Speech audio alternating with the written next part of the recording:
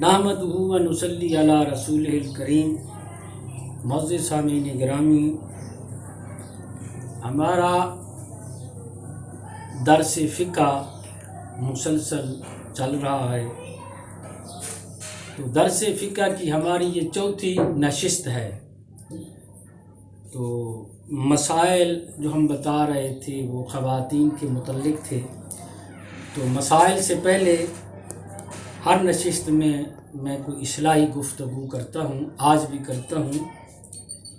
تو امام غزالی رحمۃ اللہ تعالی علیہ مکاشفۃ القلوب میں لکھتے ہیں کہ جتنا ہم تنگ دستی سے ڈرتے ہیں، جتنا ہم تنگ دستی سے ڈرتے ہیں، کیا کہ ہمارے پاس پیسے کم ہے، مال کم ہے، سونا کم ہے، دولت کم ہے، یہ تنگ دستی ہے نا۔ جتنا ہم تنگ دستی سے ڈرتے ہیں، اتنا اگر ہم جہنم سے ڈریں تو دونوں سے نجات پا جائیں، یعنی تنگ دستی بھی ختم ہو جائے اور جہنم سے بھی ہماری نجات ہو جائے گی۔ دوسری بات آپ ایک دانا کی لکھتے ہیں، یہ ساری ایک دانشور کا قول لکھتے ہیں امام غزالی مکاشفۃ القلوب میں۔ دوسری بات لکھتے ہیں کہ جتنا ہم دنیا سے محبت کرتے ہیں، اتنی اگر ہم جنت سے محبت کریں تو دونوں کو پا لیں، دنیا بھی آ جائے گی اور جنت بھی مل جائے گی۔ تیسری بات آپ لکھتے ہیں کہ جتنا گناہ کرتے ہوئے ہم لوگوں سے ڈرتے ہیں، چھپ کر کرتے ہیں کہ لوگ دیکھ لیں، اتنا اگر رب سے ڈر لیں تو دونوں جہان میں کامیاب ہو جائیں۔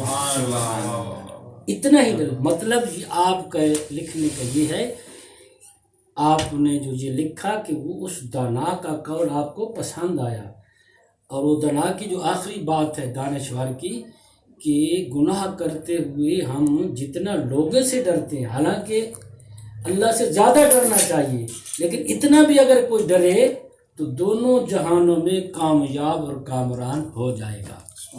تو قرآن و حدیث میں جہاں علم کے فضائل کا ذکر آتا ہے تو اس سے علم دین مراد ہوتا ہے کہ علم دین کے فضائل، جتنے بھی علوم دنیا میں پڑھے جاتے ہیں، پڑھائے جاتے ہیں، جتنی بھی زبانیں بولی جاتی ہیں، یہ سب منزل من اللہ ہیں، لیکن فضیلت تمام علوم میں سے علوم اسلامیہ کو ہے۔ علوم اسلامیہ کیا ہیں؟ قرآن پاک کا علم، حدیث پاک کا علم، فقہ کا علم وغیرہ۔ ان علوم کو حاصل کرنے کے لیے جو صرف اور نحو وغیرہ ہم ابتدائی علوم پڑھتے ہیں، یہ بھی ضروری ہیں، یہ بھی ضروری ہیں۔ اور جتنی بھی زبانیں ہیں، اسی طرح جتنے بھی علوم ہیں، تمام علوم اور زبانیں اللہ نے نازل فرمائی، لیکن فضیلت کون سے علم کو ہے؟ علوم اسلامیہ کو ہے۔ اسی طرح تمام زبانوں میں فضیلت کیا ہے؟ عربی زبان کو ہے، سب نازل ہوئے۔ تو نتیجہ یہ نکلا کہ آپ تمام علوم پڑھ سکتے ہیں، تمام زبانیں سیکھ سکتے ہیں، یہ سب جائز ہے، لیکن فضیلت علوم اسلامیہ کو ہے، اور فضیلت والی جو زبان ہے وہ عربی زبان ہے۔ اب ہم علم کی بات کرتے ہیں، تھوڑا سا وقت مختصر ہے کہ علم جو ہے وہ ایک اللہ تعالیٰ کا نور ہوتا ہے، علم ایک نور الہی ہے۔ اور فلاسفہ اور مناط کا علم کی تعریف کرتے ہیں کہ ما بہل انکشاف کا نام ہے، کہ جس چیز کے ذریعے بندے کے ذہن میں وضاحت اور انکشاف حاصل ہو جائے۔ تو اہل شریعت والے متکلمین علم کی تعریف کرتے ہیں کہ یہ نور الہی ہے۔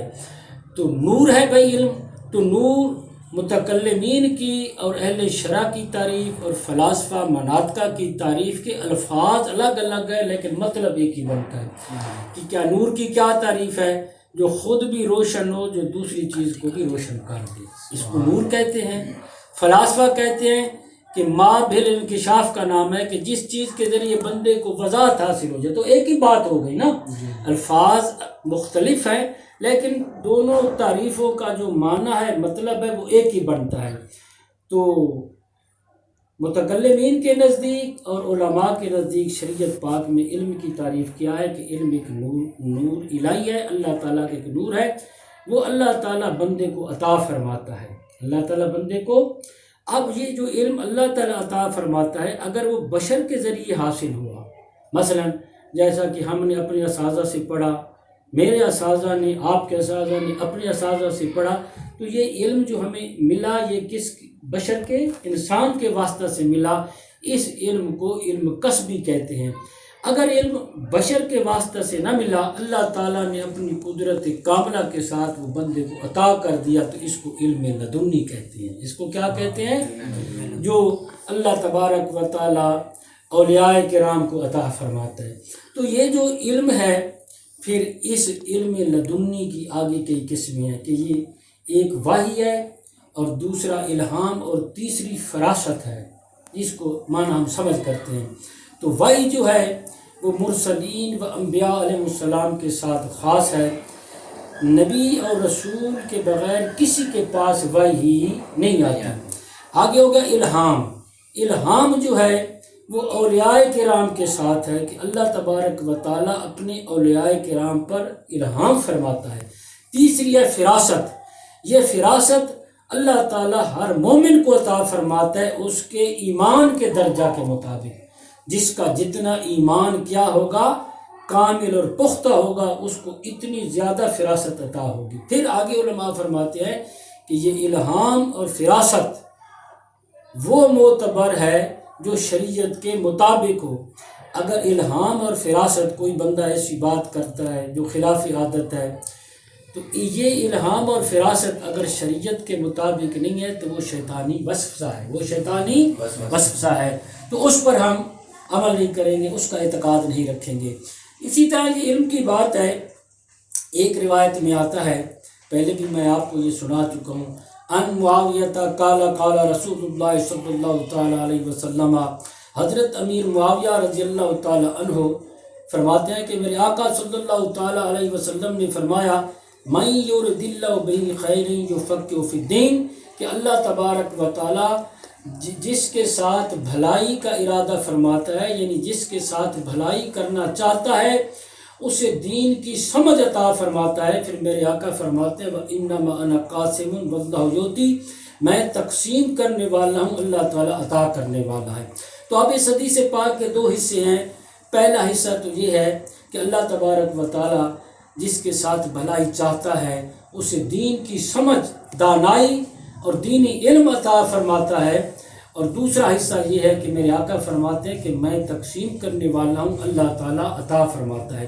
تو یہاں علماء فرماتے ہیں کہ اللہ حدیث پاک میں آیا کہ میرے آقا فرماتے ہیں کہ جس کے ساتھ اللہ بھلائی چاہتا ہے اسے دین میں سمجھ. کیا مطلب؟ اس کو دینی علم، دانائی اور دین میں سمجھ عطا فرماتا ہے، دین میں سمجھ. پھر اسی حدیث کا مطلب بیان فرماتے ہیں کہ ایک مطلب تو اس کا یہ ہے کہ یجعلہ عالما فقیہا، اللہ تبارک و تعالیٰ اس کو فقیہ عالم بنا دیتا ہے، فقیہی عالم. اور اس حدیث پاک کا جو دوسرا حصہ ہے، میرے آقا فرماتے ہیں کہ میں تقسیم کرنے والا ہوں، اللہ تعالیٰ عطا کرنے والا ہے. تو یہاں محدثین نے، شارحین نے دو مطلب بیان کیے. ایک مطلب یہ بیان کیا کہ سیاق و سباق کو دیکھتے ہوئے انہوں نے یہ مطلب بیان کیا کہ چونکہ علم کی بات ہے تو یہاں فرماتے ہیں کہ میرے آقا کے اس فرمان کا مطلب یہ ہے کہ میں تقسیم کرنے والا ہوں، یعنی میں علم کو تقسیم کرنے والا ہوں، اور اللہ تعالیٰ عطا کرنے والا ہے، یعنی اللہ تعالیٰ سمجھ عطا کرنے والا ہے، اللہ تعالیٰ سمجھ اور فہم عطا کرتا ہے. تو دوسرے شارحین اور علماء کہتے ہیں کہ یہ مطلب نہیں، بلکہ یہاں یہ تو ایک خاص ہو گیا نا کہ اللہ تعالیٰ علم عطا فرماتا ہے اور میرے آقا تقسیم فرماتے ہیں. وہ فرماتے ہیں کہ یہاں حکم عام ہے. اگر آپ خاص کرتے ہیں کہ میرے آقا علم تقسیم فرماتے ہیں تو نتیجہ یہ ہے کہ اللہ تعالیٰ صرف علم ہی عطا فرماتا ہے اور نعمتیں نہیں. حالانکہ اللہ تبارک و تعالیٰ نے ہمیں دنیا میں اتنی نعمتیں عطا فرمائیں کہ جن کا ہم شمار ہی نہیں کر سکتے. تو یہاں فرماتے ہیں کہ نہیں، حکم عام ہے کہ میرے آقا فرماتے ہیں کہ اللہ تبارک و تعالیٰ مجھے عطا فرماتا ہے، میں تقسیم کرتا ہوں. کیا کہ اللہ تبارک و تعالیٰ دین اور دنیا کی تمام نعمتیں اور آخرت کی تمام نعمتیں عطا فرماتا ہے، اور میں یہ دین، دنیا اور آخرت کی تمام نعمتیں میں تقسیم کرتا ہوں. تو اگر آپ خاص کر لیتے ہیں تو پھر یہ آ جائے گا کہ اللہ تعالیٰ کی عطا خاص ہے، یہ تو نہیں ہے کہ اللہ تعالیٰ کی عطا تو صرف علم نہیں ہے، خاص نہیں ہے، بلکہ عام ہے۔ تو اللہ تعالیٰ کی عطا بھی عام ہے، میرے آقا کی تقسیم بھی عام ہے۔ میرے آقا کی تقسیم تو یکساں ہے، لیکن آگے ظرف اور لینے والے میں فرق ہے۔ کوئی آیا اس نے کچھ لے لیا، کوئی آیا اس نے اس سے زیادہ لے لیا۔ تقسیم محمدی جو ہے وہ تو ہے سب کے لیے برابر، لیکن لینے والے میں فرق ہے، لینے والے میں فرق ہے۔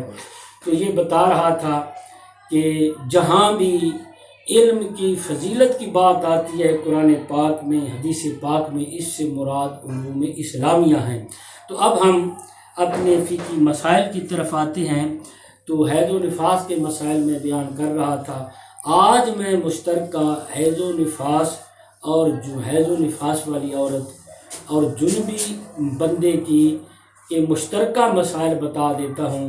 پہلا مسئلہ یہ ہے کہ حیض و نفاس والی عورت ہو یا جنبی آدمی جس پر غسل فرض ہے، وہ قرآن پاک کی دیکھ کر بھی تلاوت نہیں کر سکتے اور زبانی بھی تلاوت نہیں کر سکتے۔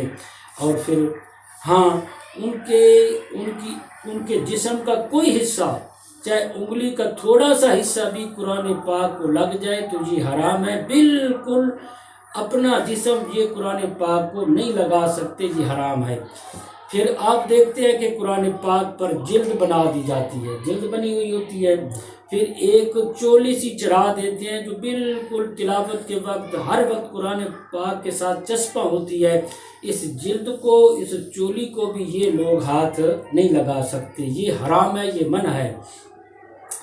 اسی طرح اب دوسرا مسئلہ یہ ہے کہ ایک کاغذ پر یا کاغذ کے ٹکڑے پر کوئی سورت یا آیت لکھی ہوئی ہے، تو اس کاغذ کو بھی یہ لوگ حیض نفاس والی عورت اور جنبی مرد جس پر غسل فرض ہے یہ ہاتھ نہیں لگا سکتے۔ یہاں ہم یہ ایک مسئلہ اور بھی بیان کر دیتے ہیں کہ سکول کی کتابوں میں صورتیں لکھی ہوئی ہوتی ہیں نہیں ہوتی، آیات لکھی ہوتی ہیں، تو جو بچے اور بچیاں سکول میں پڑھتے ہیں، جو اساتذہ ہوتے ہیں، تو یہ حیض والی یا عورت ہے، نفاس والی عورت ہے یا جنبی آدمی ہے، اس کتاب کو بھی نہیں ہاتھ لگا سکتا، اس کتاب کو بھی، کیونکہ اس میں بھی قرآن پاک لکھا ہوا ہے، صورتیں لکھی ہیں، اس کو بھی ہاتھ نہیں لگا سکتا۔ اب اس کے بعد تیسرا مسئلہ یہ ہے کہ ایک جزدان قرآن کے لیے بنا دیا جاتا ہے۔ جزدان وہ یہ ہوتا ہے، چاہے وہ کپڑے کا ہو، چاہے چمڑے کا بنا دیا جائے، یا لکڑی کا کوئی ایک ڈبہ یا باکس بنا دیتے ہیں، قرآن پاک اس میں رکھ دیتے ہیں۔ اس جزدان کو یا پھٹی کے اوپر قرآن پاک رکھ دیتے ہیں یا رحل کے اوپر قرآن پاک ہوتا ہے۔ اس جزدان کو، چاہے وہ کپڑے کا ہو، چمڑے کا ہو، لکڑی کا ہو، اس جزدان کو ہاتھ لگا سکتے ہیں، یعنی قرآن پاک جزدان میں ہے تو اٹھا کر ادھر رکھ سکتے ہیں۔ پھٹی پر قرآن پاک پڑا ہے تو وہ پھٹی اٹھا کر ادھر رکھ سکتے ہو۔ اسی طرح رحل کے اوپر قرآن پاک ہے، جنبی عورت مرد ہے یا حیض و نفاس والی عورت ہے تو اس رحل کو پکڑ قرآن پاک کو اس طرف رکھ سکتی ہے۔ اس کے بعد چوتھا مسئلہ یہ ہے کہ حیض و نفاس والی عورت ہے یا جنبی مرد ہے، انہوں نے کپڑے پہنے ہوئے ہیں، مثلا مرد ہے یا عورت ہے حیض و نفاس والی، تو اس نے قمیض پہنی ہوئی ہے، تو یوں اپنی قمیض کا دامن ہاتھ پر لپیٹ کر، جو پہنی ہوئی ہے اس کی بات ہو رہی ہے، ہاتھ پر لپیٹ کر قرآن پاک کو نہیں پکڑ سکتے، یہ حرام ہے۔ اسی طرح آستین ہے تو اس اپنے ہاتھ کو، کلائی کو پیچھے کر کے تو یہ جگہ ہاتھ پر چڑھا کر اس پھر بھی نہیں پکڑ سکتے۔ اسی طرح عورت ہے، اس نے دوپٹہ اوڑھا ہوا ہے تو دوپٹہ کے آنچل کے ساتھ، یعنی اس کی ایک سائڈ وہ ہاتھ پر لپیٹ کر بھی حیض و نفاس والی عورت قرآن کو نہیں پکڑ سکتی۔ اسی طرح جسم پر کوئی بھی کپڑا ہے لیکن وہ ہیں اسی حیض و نفاس کی حالت میں یا مرد پر غسل فرض ہے تو اپنے ہاتھ پر وہ کپڑا لپیٹ کر قرآن پاک کو نہیں اٹھا سکتے۔ اب مسئلہ آگے حضرت صاحب جو استانی ہیں، معلمہ ہیں، جو بچوں کو پڑھاتی ہیں، اچھا ہاتھ تو نہیں لگا سکتے، یہ مسئلہ میں کئی دفعہ بتا چکا ہوں۔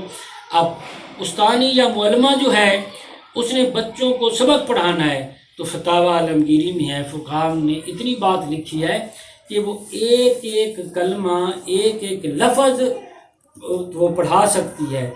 لیکن ہر لفظ کے بعد ہر کلمہ کے بعد وہ سانس کو توڑے، تسلسل نہ ہو، تسلسل یا ہجے، مطلب یہ ہے کہ ہجے کر کے پڑھا سکتی ہے۔ ایک کتاب میں نے یہ پڑھا تھا کہ وہ مثلا یہ ہے کہ میں ایک عربی کا لفظ لیتا ہوں زارابا، وہ یہ کہے بازبردار رازبر بازبرباد، تو ساتھ ایک ایسی عورت کو یا بچے کو بٹھائے کہ جس پر غسل فرض نہیں ہے، اس کو کہے یا اسی پڑھنے والے کو کہے کہ یہ کیا بنتا ہے۔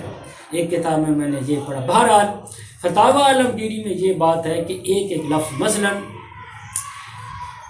ذالک الکتاب لا ریب فیہ ہے نا، ذالک الکتاب، یہ سانس بھی نکالے، لا ریب فیہ ہدن للمتقین، یوں ایک ایک کلمہ وہ پڑھ سکتی ہے، درمیان میں وہ سانس بھی توڑے، وقف بھی کرے، تسلسل کے ساتھ یہ نہیں پڑھا سکتی۔ اس کے بعد اب آ گیا دعائے قنوت۔ دعائے قنوت کے بارے فقہا نے یہ لکھا ہے کہ دعائے قنوت حیض و نفاس والی عورت پڑھ سکتی ہے، یہ پڑھنے کی بات ہے نا، پڑھ سکتی ہے، جنبی مرد بھی پڑھ سکتا ہے۔ اس کو مکروہ لکھا ہے، حرام نہیں لکھا۔ مکروہ مطلقاً جب آ جائے فقہ کی کتابوں میں تو مکروہ سے مراد حضرت صاحب مکروہ تحریمی ہوتا ہے، حرام کے قریب قریب، اس سے بھی بچنا چاہیے۔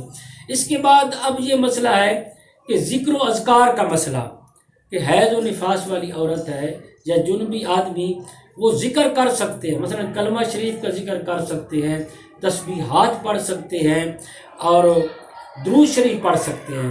ہاں اگر وہ وضو کر لے، کلی کر لے تو بہتر ہے، اگر وضو نہیں کرتے، کلی نہیں کرتے تو پھر بھی یہ ذکر و اذکار، کلمہ شریف کا ذکر ہو گیا، درود شریف پڑھ سکتے ہیں۔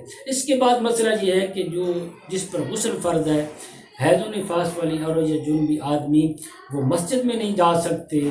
ہاں اب اذان ہو رہی ہے، اذان کا جواب یہ لوگ دے سکتے ہیں، حیض و نفاس والی عورت اور جنبی آدمی۔ اسی طرح دینی کتب کے بارے میں بتا چکا ہوں، یہی حکم ہے کہ جن میں لکھی ہوئے آیات ان کتابوں کو ہاتھ نہیں لگا سکتے۔ تو وقت کی کمی کے پیش نظر آج کے ہم اس درس فقہ کو مختصر کرتے ہوئے آپ کو میں یہ عرض کرتا ہوں کہ آپ نے کوئی سوال پوچھنا ہے تو پوچھ لیں۔ یہ سر ابھی عید قریب آ رہی ہے، عید الفطر، جی تو حیض و نفاس والی عورت مسجد میں تو نہیں جا سکتی، ناپاک ہے۔ ہاں جی، اب ایک عورت نماز عید پڑھنے کے لیے جاتی ہے عیدگاہ میں، تو وہ وہاں اس کا جانا، وہاں نماز پڑھنا، یہ درست ہے، جائز ہے؟ جی حضرت صاحب، نماز تو پڑھ نہیں سکتی، ٹھیک ہے نا، نماز تو پڑھ نہیں سکتی۔ ہاں یہ ہے کہ عیدگاہ میں جا سکتے ہیں، حیض و نفاس والی عورت یا جس پر غسل فرض ہے عیدگاہ میں تو جا سکتے، نماز نہیں پڑھ سکتی، مسجد میں نہیں جا سکتی۔ مزید کوئی آپ نے پوچھنا ہے مسئلہ؟ جی جی حضور، ماشاءاللہ بڑا ہی اچھا درس دیا آپ نے۔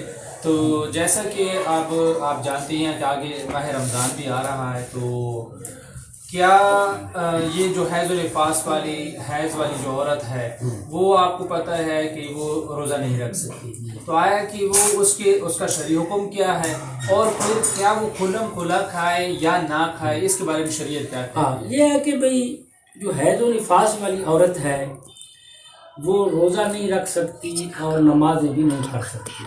روزہ پڑھنا، نمازیں پڑھنا یہ حرام لکھا ہے فقہا نے۔ ہاں اتنی بات ہے کہ نمازوں کی قضا نہیں ہے، نمازوں کی جتنے دن وہ حیض کے ہیں نمازوں کی قضا نہیں ہے۔ ماہ رمضان کے روزوں کی قضا ہے، کیوں کہ یہ سال میں ایک مرتبہ آتے ہیں، تو اس عورت کو تکلیف نہیں ہے، وہ سال کے جس دن میں بھی جس مہینے بھی رکھے قضا کرے گی۔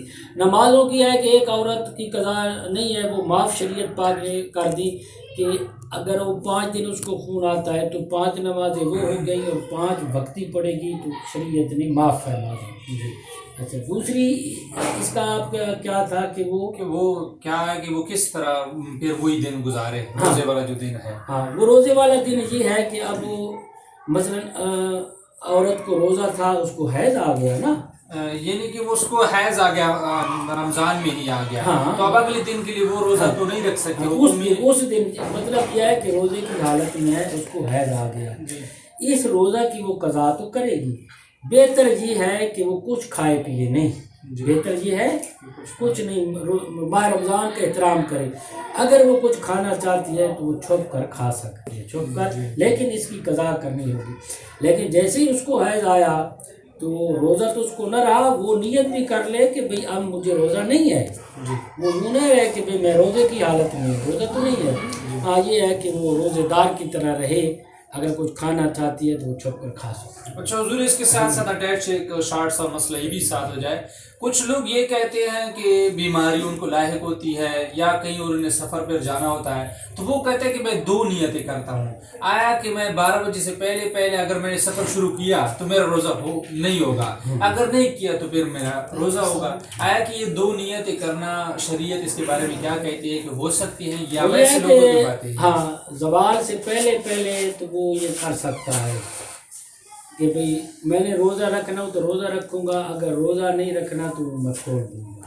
زوال کے بعد وہ اس کو پورا کرے، زوال کے بعد